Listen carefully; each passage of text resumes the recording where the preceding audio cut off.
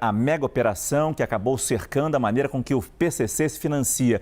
Conversamos agora com Paulo Sérgio de Oliveira e Costa, Procurador-Geral de Justiça do Ministério Público de São Paulo, que, afinal de contas, é um dos braços dessa investigação, como mostramos na reportagem e com os nossos analistas. Envolveu também a Receita Federal e a Polícia Federal. Doutor Paulo Sérgio, muito obrigado pela sua presença no nosso CNN Prime Time.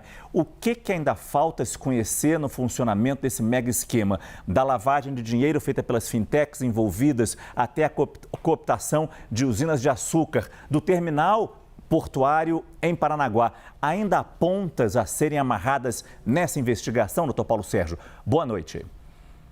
Boa noite, muito obrigado pelo convite ao Ministério Público para que eu possa falar com vocês. Eu respondo a sua pergunta dizendo que, em relação ao esquema que hoje foi desvendado para todo o Brasil, está absolutamente fechado, não há pontas a serem amarradas, né?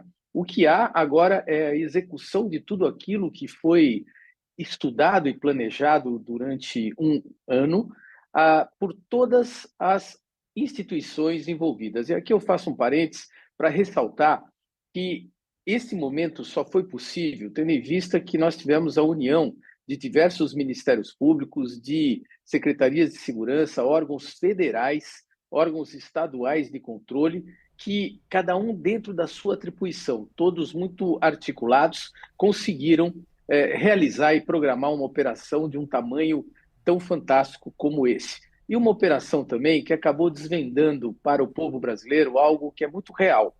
Não é mais possível se admitir que o crime organizado continue a desafiar a sociedade, desafiar o Estado, desafiar todas as instituições. O que nós temos em relação a essa operação ainda é muito aprendizado.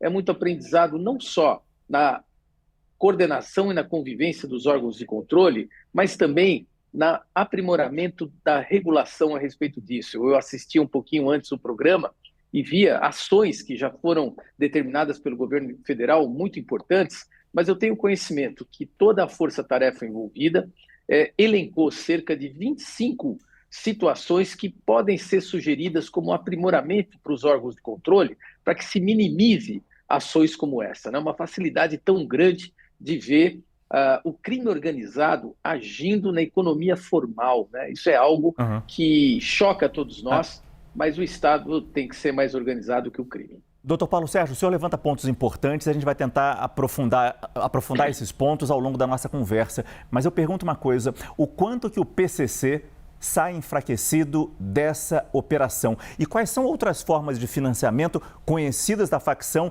que ainda estão por aí?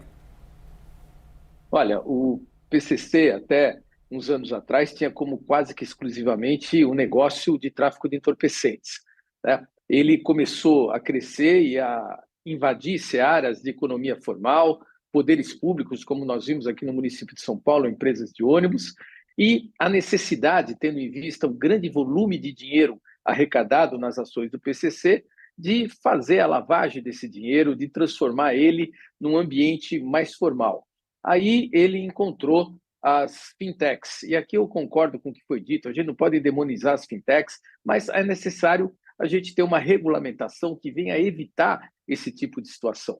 Quando a gente vê que o PCC, diante da facilidade, já que o poderio econômico possibilita corromper agentes, cooptar algumas situações, como foi feito, a gente vê atuando em empresas de fundo de investimento, aliás, né, em fundos de investimento, como qualquer um que tenha condição acaba investindo num bolo de dinheiro que você está ao lado até do crime organizado em relação a isso. Então, aprendizado, regulação, e o PCC, de fato, nesta operação, eu acho que o grande êxito dela, além da asfixia financeira, que é o caminho correto que se dá, é mostrar que o Estado pode ser mais organizado que o crime organizado, que a gente sabe agir como a sociedade espera de nós. Com o que está surgindo nessa investigação, doutor Paulo Sérgio, e o senhor disse que os mecanismos de controle têm que ser aperfeiçoados. A gente já viu que a Receita Federal vai passar a fiscalizar as fintechs como se fossem bancos. Anúncio feito pelo próprio ministro da Fazenda. Mas eu queria ter, se possível, do senhor um pouco mais. O que pode ser feito em postos de combustível, distribuidoras, importadoras, nos terminais portuários? A gente sabe que eles tinham, o grupo tinha um terminal portuário só deles, só dos golpistas. Mas o que pode mudar nessas fiscalizações que não são pequenas? Eu tenho a impressão que o que deve ser mudado é a compreensão de como o crime organizado está agindo através dos mecanismos de inteligência e, diante dessas informações, somente através dessas ações colaborativas, aí sim direcionar ações de fiscalização específicas. Salvo engano, não era um terminal só, 2 terminais que se utilizavam. Empresas de transportes, onde nós tomamos conhecimento da apreensão de mais de 1.400 caminhões, né, de uma única empresa. Até uns anos atrás, quando se falava em combustível, a gente tratava isso como crime contra o consumidor, aquele crime onde o sujeito ganhava um pouco mais ao batizar a gasolina, né? Hoje é muito mais que isso.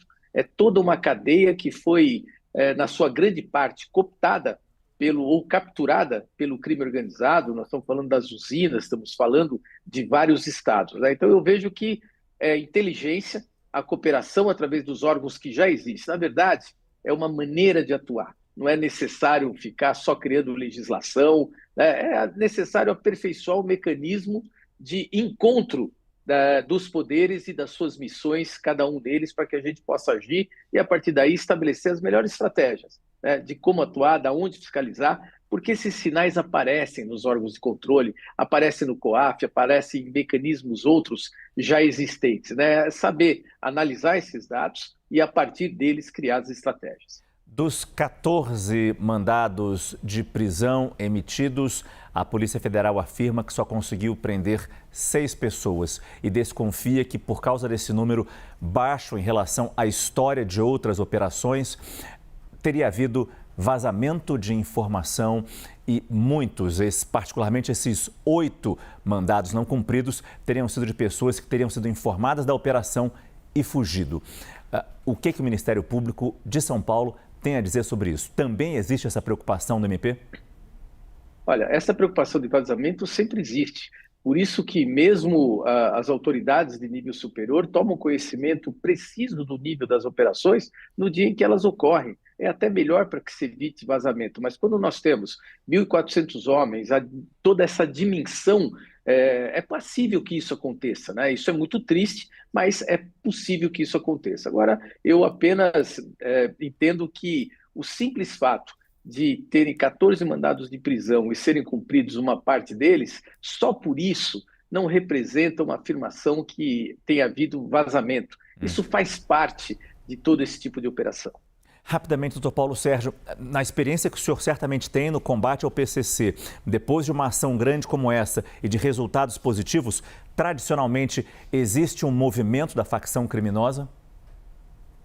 Olha, eles acabam se adaptando sempre a esses movimentos, né? Então, eles agem de uma maneira, o Estado persegue nessa situação e eles acabam mudando as suas estratégias também.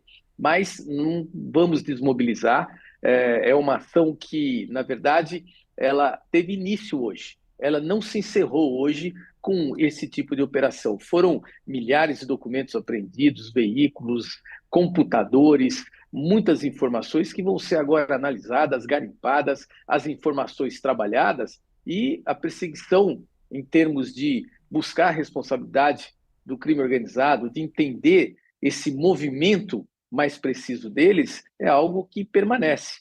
E aí, sempre todos nós que atuamos nessa área, né, estamos hoje, de fato, comemorando o resultado de uma grande parceria essa que a gente não vê muitas vezes, né? Ou por uma cultura acaba agindo mais isoladamente. Mas dessa vez houve uma comunhão muito grande de esforços para que nós pudéssemos enfrentar essa situação que, de fato, aflige a todos nós.